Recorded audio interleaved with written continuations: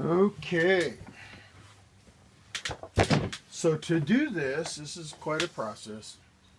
I've pasted a design on this spruce plate. It's a bear claw Sitka. And then I start drilling holes with a little drill bit so that I can feed the saw blade, which you can see right there. It's a little teeny saw blade, very fine steel blade. So what happens then, see, I have the bench pin, which is where the inlay that I cut is cut. It's also where I cut the rows. So now what I need to do is take this and release this clamp, because I got a broken blade in there. Now I need to take the blade here, got my glasses on, and I hold it up so that I can see if the teeth are in the right direction. They're going the wrong way, so I turn them around. Now, are they working so that a downward pull cuts? Yes, they are. So now what we have to do is brace one end of the saw blade into this, tighten it with this small plier, and then, see, saw blade's loose. So what I need to do is find a hole and feed it through, just like so. This is a difficult time for this process because now I can break the saw blade very easily, and I want to be able to cut 4 or 5 or 6 of these things. So I take 2 hands, whoops, shit, I broke it, see? Alright, well, that's a learning experience then. There's 158 cuts I have to make. And another way to do this is to use a knife. The first couple ones I did were with a knife. I wasn't happy with it. Much preferred using the saw blade. This is called the German method.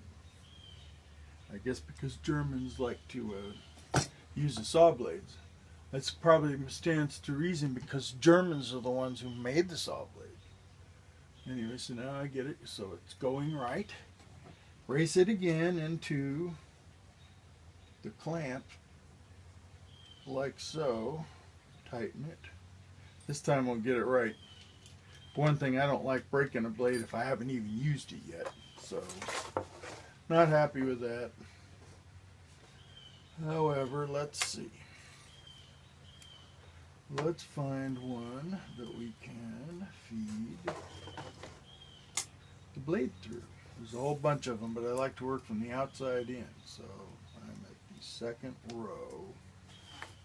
This is called a 6-fold rose. That means it's 6 points. Then I take this thing, brace it into there, and put my fingers there so that it doesn't move and break the blade.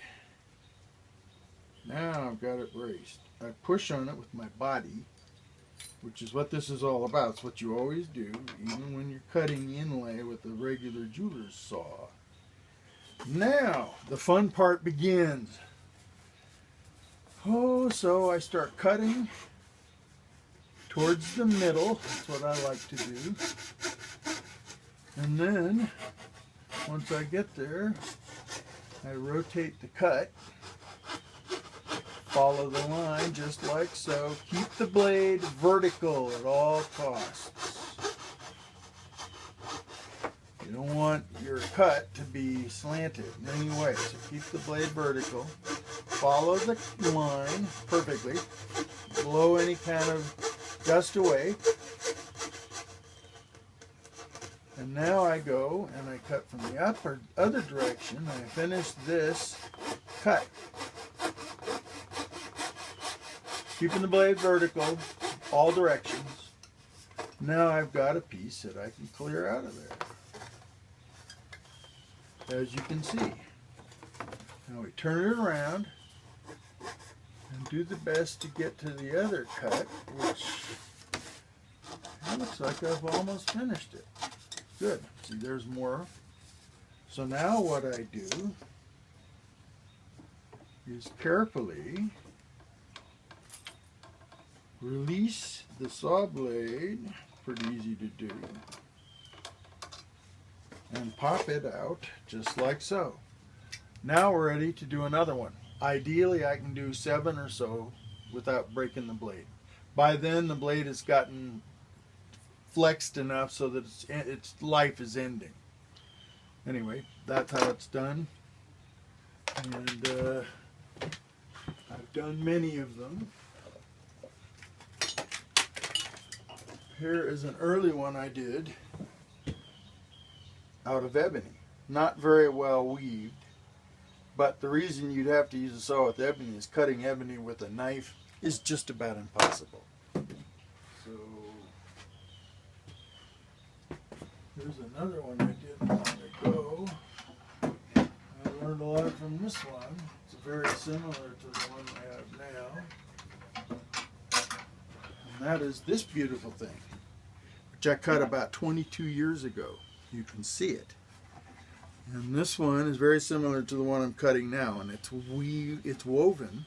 It's got the regular angular sections, and it's got the what do you call them, serpentine sections, and pretty neat, huh? But this is a lute that is going to be played in concert in August, and I need to get it done. So anyway, hope you learned something from it. When I get to the weaving, I'll make another video, and then we'll learn how to do that. Bye-bye.